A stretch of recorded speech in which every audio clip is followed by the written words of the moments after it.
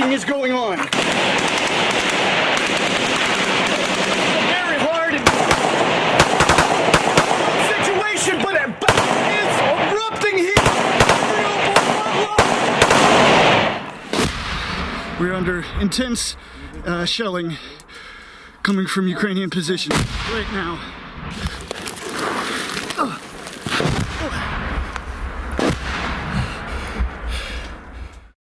The video you just saw was of Patrick Lancaster, an American who has been on the front lines of the war in eastern Ukraine for the past 8 years.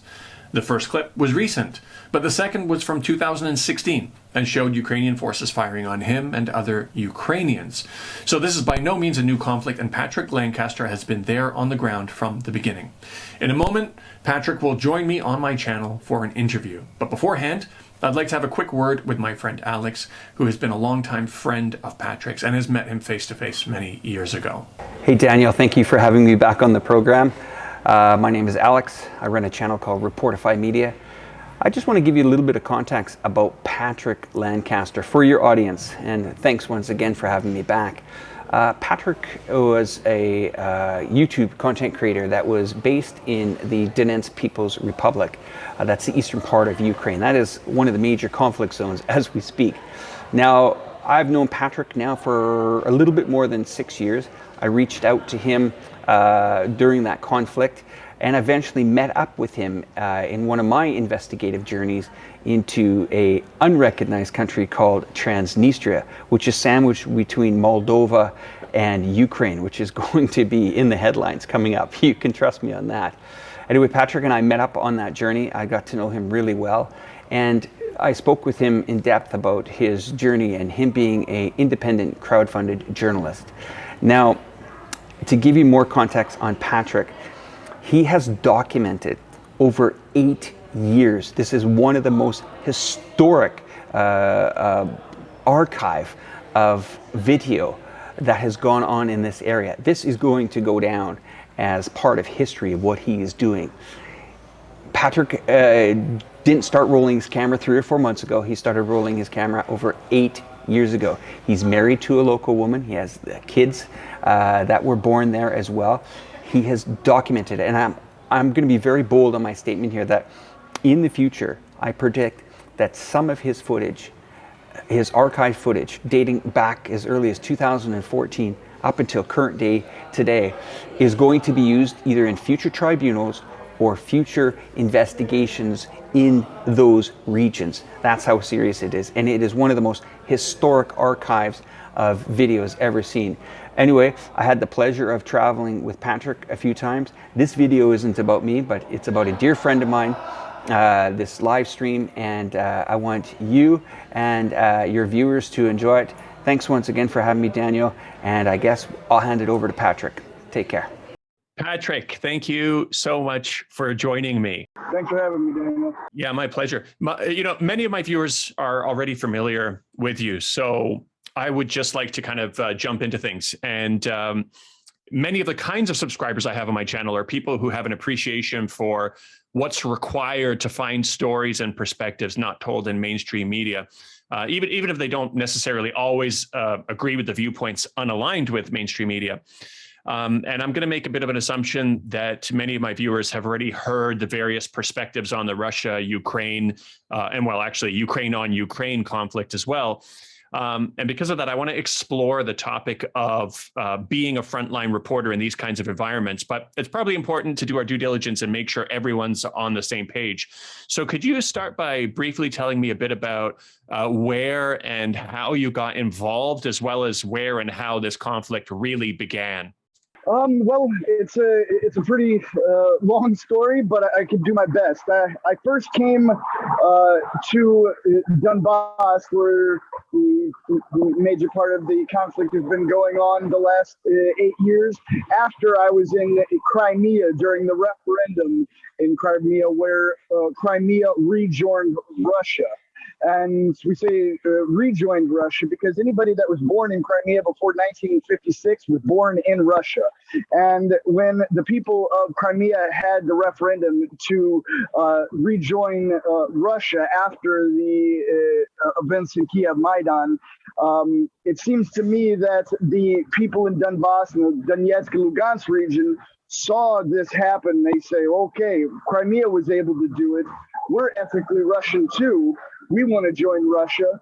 So let's put up some borders between us and the rest of Ukraine, schedule a referendum, and work our way towards joining Russia.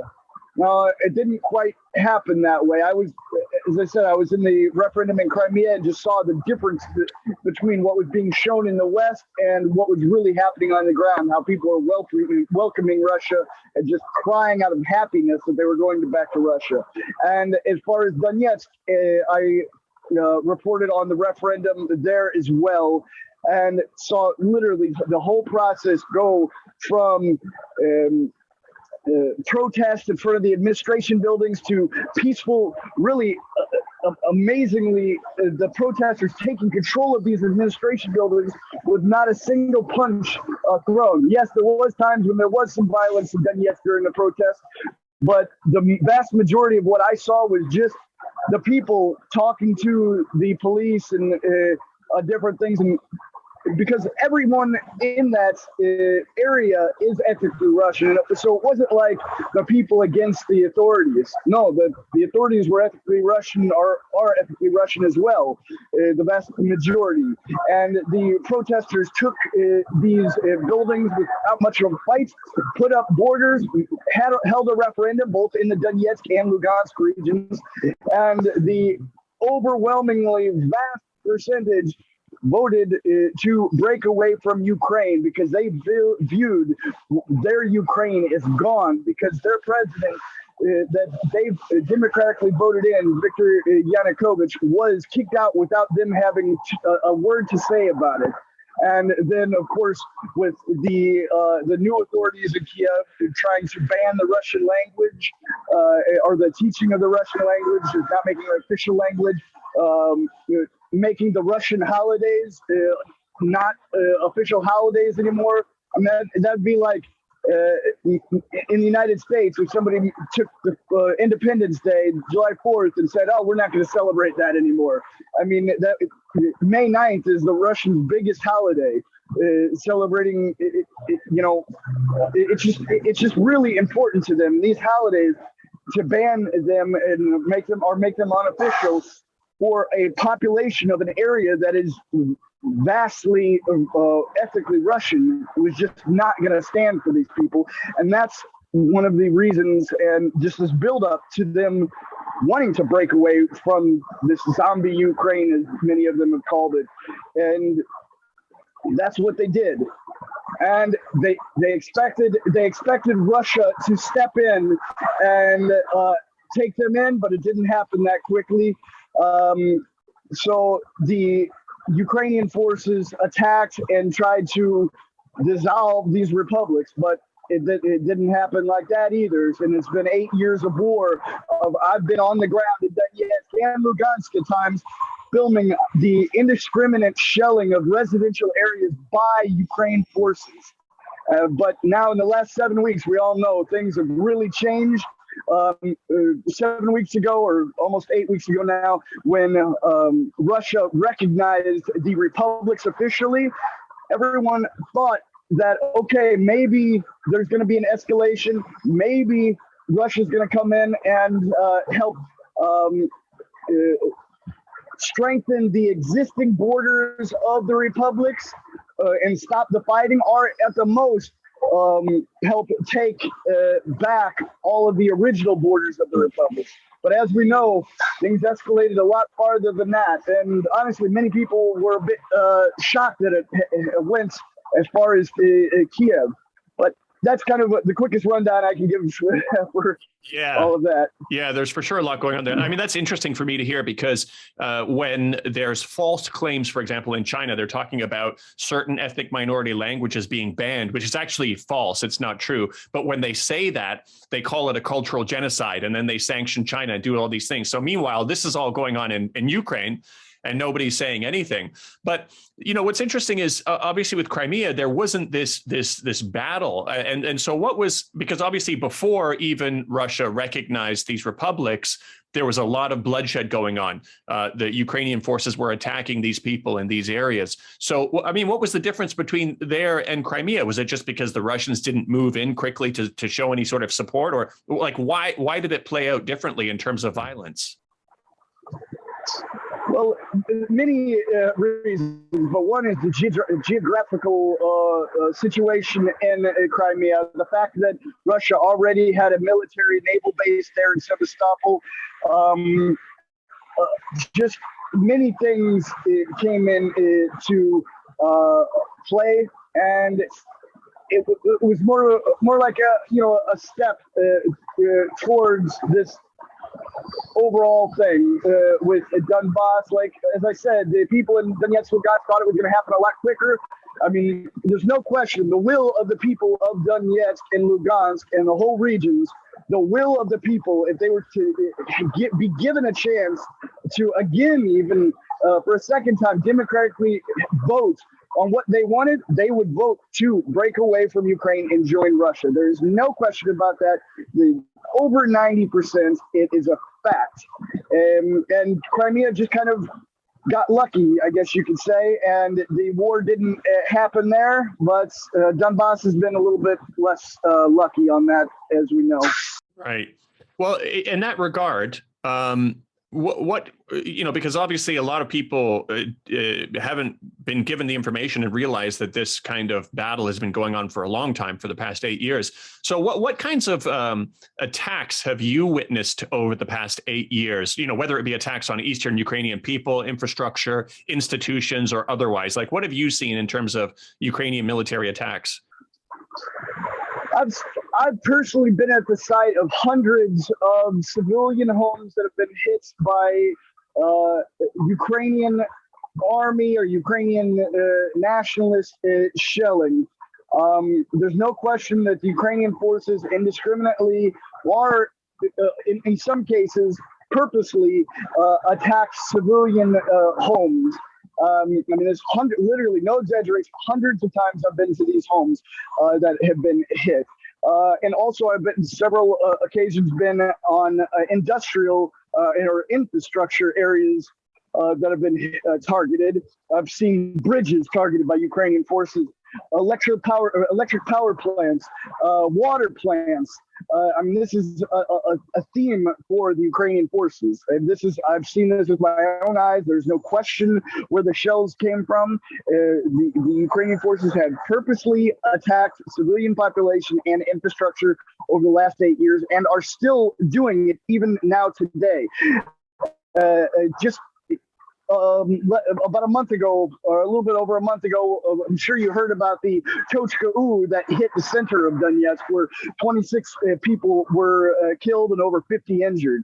I was there on the scene just about 5 minutes after the rocket, it was a cluster ammunition, because the rocket was designed to break apart over the city, and the cluster bombs came down and just went through almost 100 people.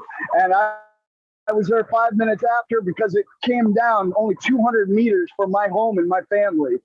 Wow. So there's no question that Ukraine's been targeting civilian population. Now, I'm wondering, this might be a bit of a difficult question to answer, because we're going to kind of theorize here, but what should the Ukrainian government have done differently to avoid this growing independence movement in the East? And do you think it would have made a difference? Is it just a matter of that coup that happened, or what could have they done differently to prevent this from happening and have these people just happy to remain a part of Ukraine? Well, from the get-go of Maidan, when they removed Yanukovych, that was the first trigger, like I said. And then, I mean, it almost seemed like they wanted this to happen, because they just picked at the Russian population until they couldn't take it anymore. I mean, you get rid of the president that was voted in democratically. Even though, of course, we all know Yanukovych had some issues as well, but the people of Donbass viewed that they elected him, and he was their democratically elected president. He's even from there. So. And then on with the language, banning the language in schools and the holidays. I mean, there's just many things that just ended up going. But I mean, I don't think there's anything that this new government could have done to stop the will of the people. And they should have just let the will of the people stand and helped to make the referendum a internationally recognized referendum instead of trying to block the will of the people. Yeah, I mean, it sounds like it was already too far gone. It seems like when you mention all of this stuff, it does kind of seem like a deliberate instigation, like you were saying. The question is worth asking: was this, deliberately instigated? But now, even though there's enough there to already say these things would, of course, cause the population to revolt. I've seen people suggest that Russia had a big hand in the independence movement in these eastern regions. And it's a bit ironic because people using this thought process to disregard the issues of Eastern Ukrainians don't seem to have a problem when the US funds separatist groups elsewhere in the world. But that aside, from the perspective of knowing how damaging and malicious and effective US-backed separatists are, I'm wondering if you've personally ever seen any, firsthand evidence of Russia exploiting the situation before their entry into this conflict, and or if you've met anyone tied up with operations similar to what we see with US foreign policy programs. Well, the fact of the fighters on the ground over the last 8 years, there's been fighters from every country. And volunteers from Russia, I've met many. Now, to say whether they're regular military or on leave or something like that is speculation. There's been reports of Russian equipment that was filmed inside Donbass during the war, but it's possible that it was, or it's possible it came from somewhere else. To say 100%, it's hard to do. But the fact is, even if Russia was actively involved in some small part, that's what it was, the small part. The vast 99.9% of these soldiers that I have met in the Donetsk and Lugansk People's Republic, no question, locals.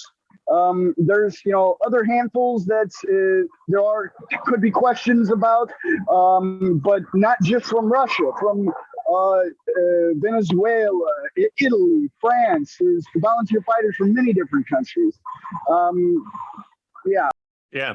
No, that's, I guess at the end of the day, I'm thinking of, for example, organizations like the NED, but it sounds like the Russians wouldn't even need to do that, to have these civil society groups to get these kinds of conflicts going. For example, in terms of foreign policy, I think of my mother's country of Guyana. When they wanted to overthrow their president, they went in and they caused ethnic divides. They went in and instigated ethnic divides between the people of African and Indian descent. And it led to these massive race riots. But it seems like the Ukrainian government was doing all of those things to instigate this racial tension. So it's like, why would you even need these kinds of groups like NED? What I really like about your videos also is that you speak to a lot of ordinary people on the ground. So how has the mood shifted over the years that you've spent there? For example, what percentage in these regions would you guess supported independence 6 or 7 years ago versus just before Russia entered the conflict? Was it just always consistently high, or was it just continually growing, or what direction was that moving in? It was always very high. Once Maidan happened, after that, it was always high. I mean, even if there was people before the referendum that wasn't that happy about it, they kind of left because now the population is actually Russian. If somebody comes out and says, "Oh, I think we should be part of Ukraine," they wouldn't be arrested, but they would be looked at as a traitor because the will of the people is that they're Russian. They're ethnically Russian. That's like, someone, even though it kind of sounds backwards, someone saying, "Oh, I want part of California to be Mexico." No, we're American. It's a little bit different, but that's the kind of the idea. They look at Donetsk and Lugansk as Russia already. Right. So I guess I can already imagine the answer to this, but would there be any Russian ethnic minorities in these regions, who want an independent region, that are against the fact that Russia got involved in this internal conflict and have any worries about what it means that Russia's coming in, or they're all pretty supportive of the fact that they finally have their support? Like, how does that look and feel? No, there's no people in the republics that looks at Russia's actions as a negative thing, because they've been living under the Ukrainian shelling for 8 years and been praying for this to happen. I mean, some of them are a little bit confused how far it's going, but they've been praying for Russia's help to make the borders of the republics strong so the war will stop. And that's what everybody's expecting now. Now, there's the mobilization where every male member of the citizen of the republics is in the military now and fighting. And that's a fact. Even my wife has 2 brothers, and they're both on the front line because that's just the way it is. All men went to the front, and that is, of course, some parents are not happy about that, but that's what happens in war. That's what happened in Vietnam with the United States, and that it is what it is. But the people are thankful to Russia for sure. Right, for sure. It sounds like it. Now, I've seen a lot of really terrible videos of Russian-speaking people being persecuted in other parts of Ukraine, being stripped naked, tied up to lampposts, having their faces stained with chemicals, and so much more. Did you ever witness anything similar happening to, pro-Ukrainian or non-ethnic Russians in these eastern regions, either before or after Russia entered into the mix? No, not at all.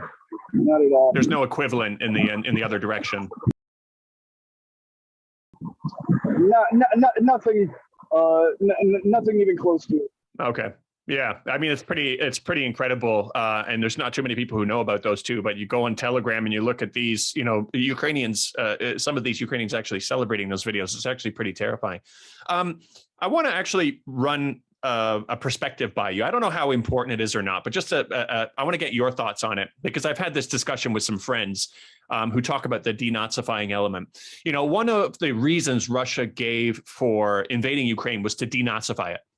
And people in the West are going to great lengths to whitewash the Nazi issue in Ukraine. I feel in part to delegitimize Russia's narrative.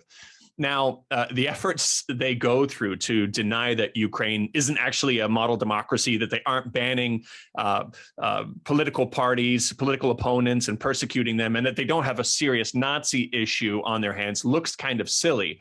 But I kind of sit in the middle of this, where I think that there's probably a variety of reasons why Russia felt they needed to get involved, with the biggest being national security and the advancement of NATO, which has already proven elsewhere that it's not strictly a defensive organization. But I feel like the getting rid of Nazis isn't because they're Nazis per se, but because they happen to be one of the most dangerous and violent elements of Ukrainian society that could be exploited against Russia by the West. And this seems more probable to me. But reducing it down to a denazification narrative is probably easier for a global audience to empathize with, theoretically. So whether people agree or not with the justification, I feel the rationale behind getting involved for Russia has way more to do with national security, plain and simple, which isn't something people are as willing to empathize with. So what are your thoughts on that? Do you think that's what it mainly boils down to for Russia? Sure, they're helping some people, but the primary thing is national security for them. How do you feel about that assessment?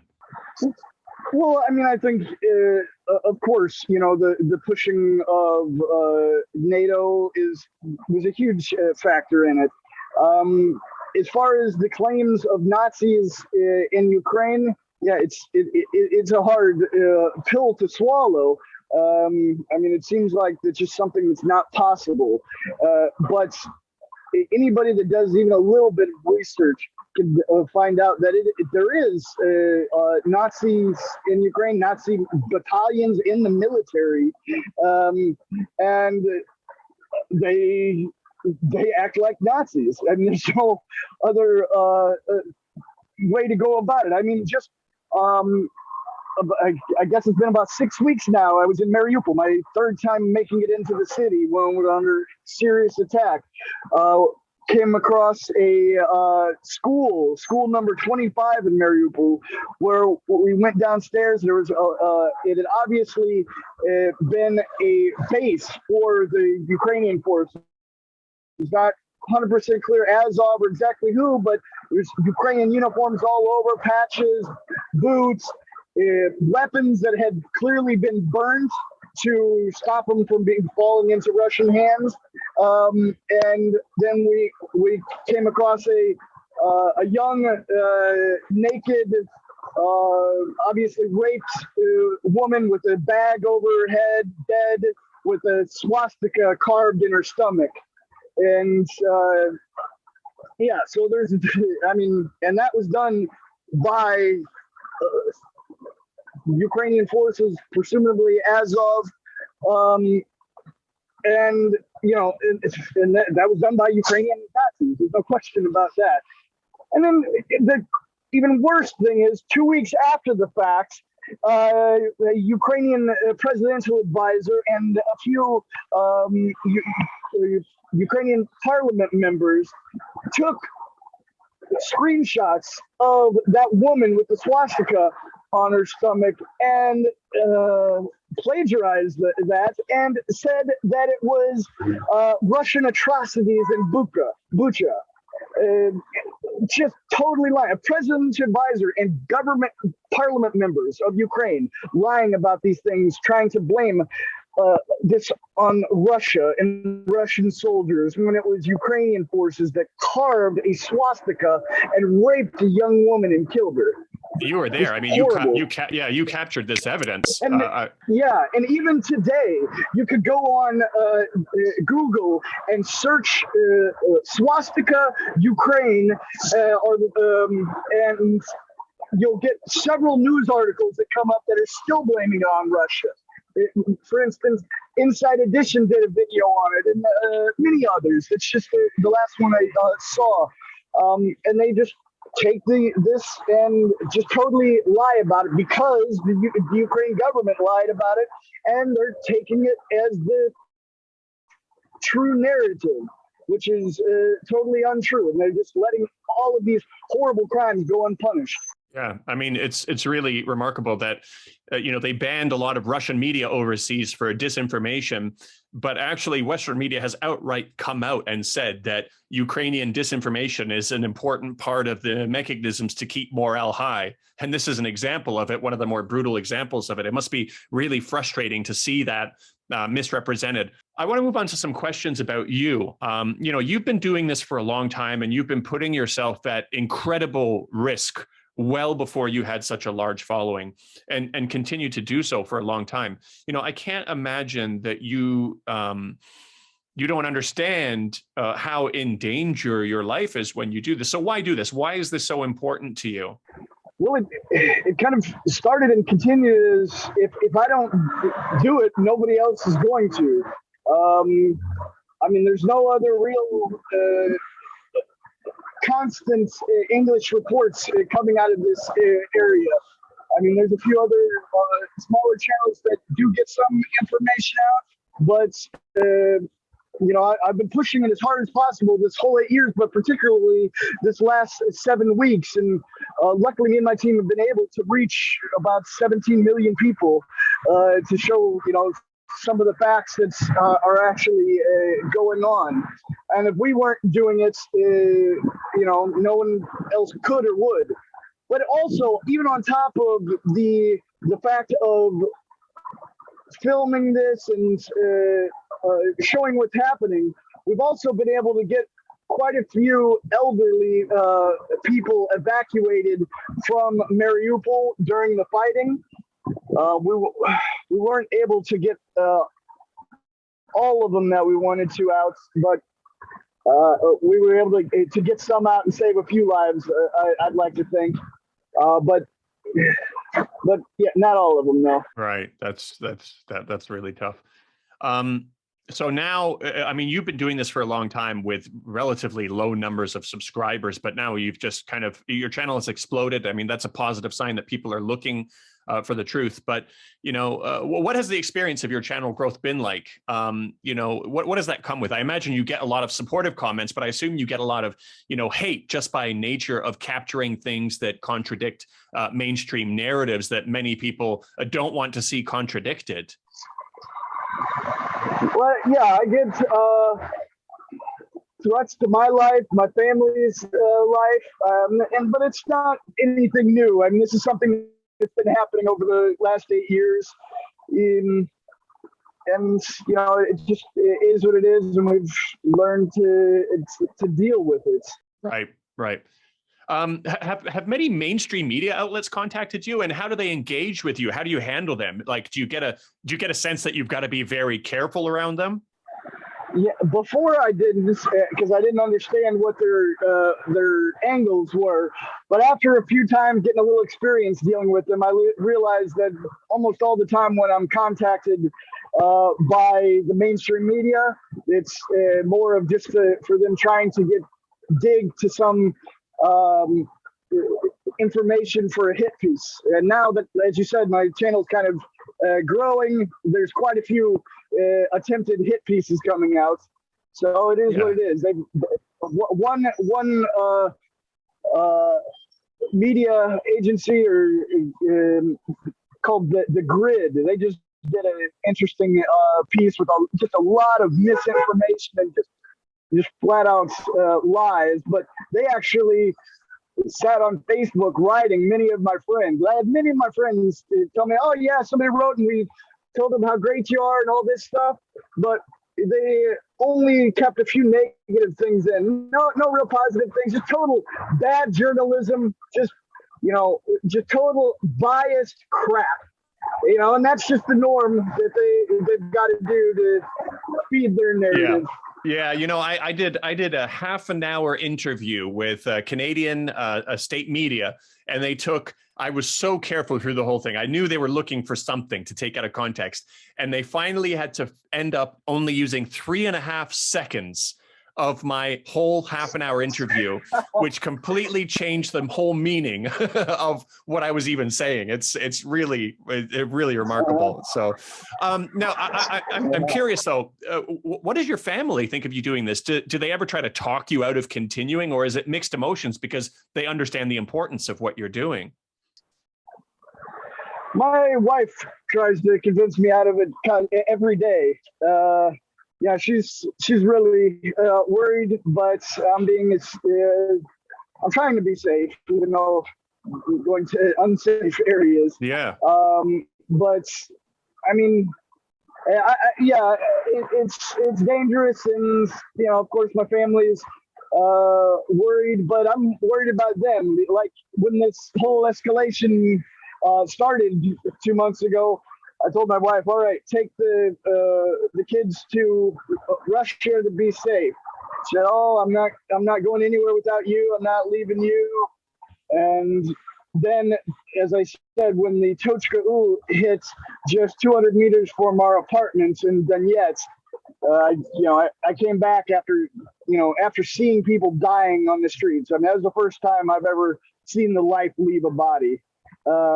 And I told her, okay, there's no question. Right now, you are packing the bags and taking the kids to Russia.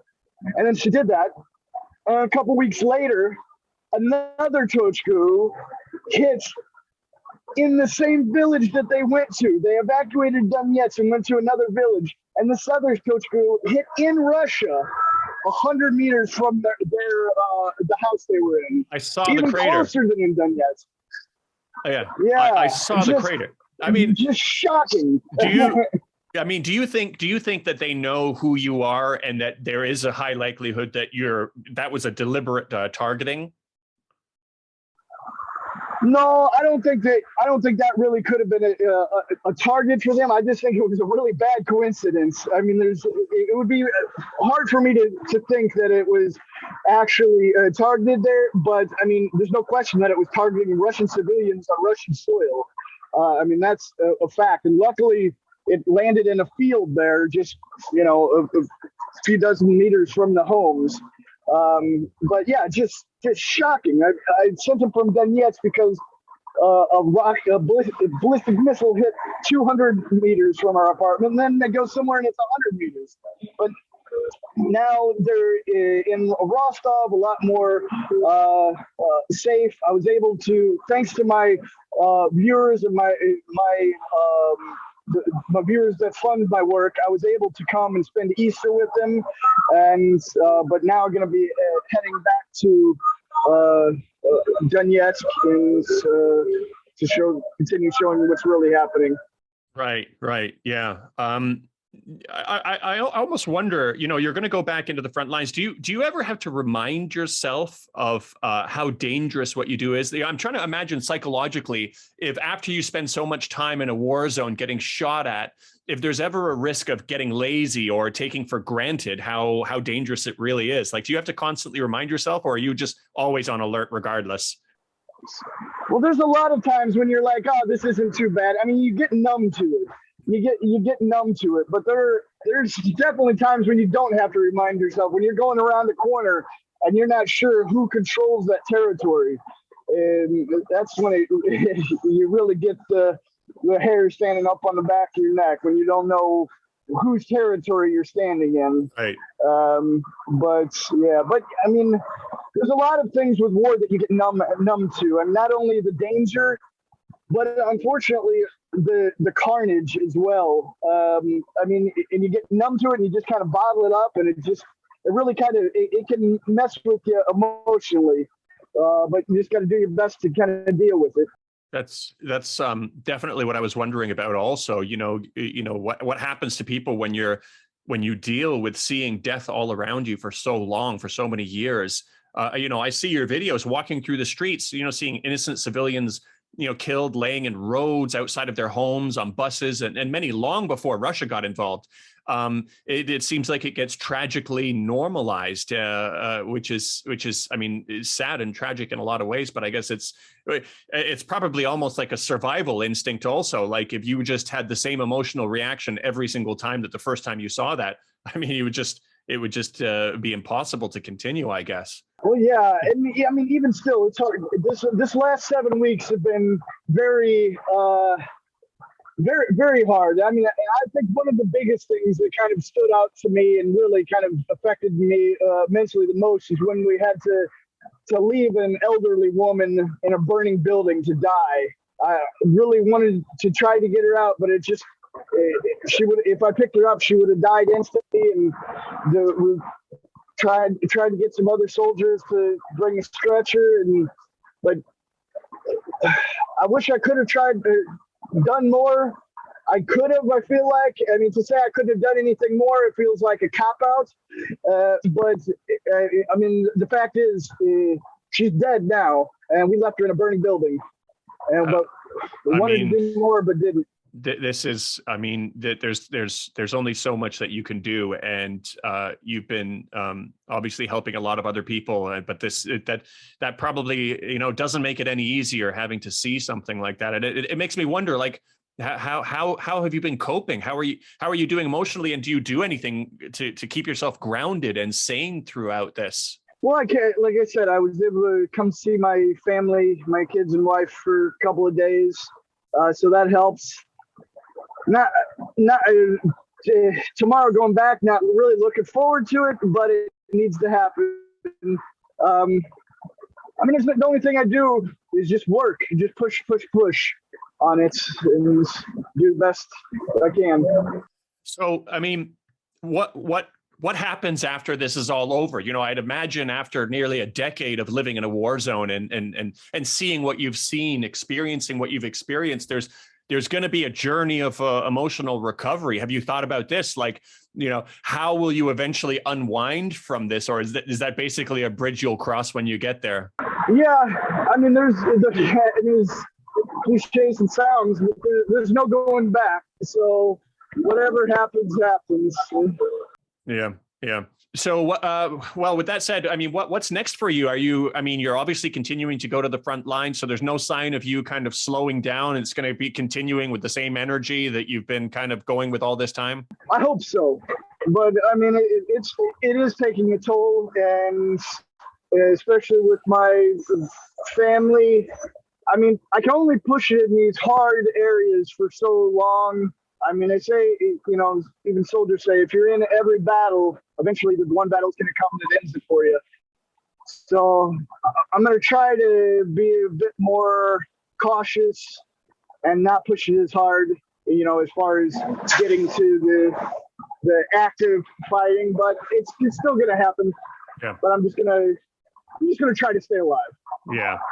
Well, Patrick, you know, I hope you're taking care of yourself. There's a lot of people who appreciate what you've documented over the years and value that your catalog of content now brings kind of context to people who are searching for the truth. And it's still going to be difficult for some people. You know, had I not experienced seeing how mainstream narratives contradict the reality on the ground in China, a topic I focus on, I might have been less receptive to hearing what you say. But with that in mind, by you showing a side of this story that's clearly being neglected, the benefit you bring to this world really goes beyond just this one topic, and it will give people an appreciation for the lengths that we need to go through in order to find the truth, or at least to find, you know, perspectives that mainstream media is clearly suppressing, making it that much more difficult to be fooled the next time around on whatever future narrative is being pushed. Hopefully, you know, there's pushing back against faulty mainstream narratives or broadcasting inconvenient truths always comes with consequences, but the particular brand of truth seeking you do is far more dangerous. So I hope you still sufficiently remember to sufficiently look after yourself. And I want to thank you once again, and I'll see you next time, Patrick. All right. Thank you very much, Daniel. Thank you, Patrick. Take care. Stay safe. Thank you, everyone, for joining and watching that interview. If you'd like to continue following Patrick, you can find him on YouTube under his name, Patrick Lancaster. And if you'd like to support his work, you can find him on his Buy Me a Coffee link, which is PL News Today. I hope you all enjoyed that and found that informative, and I will see you all in the next video. Peace.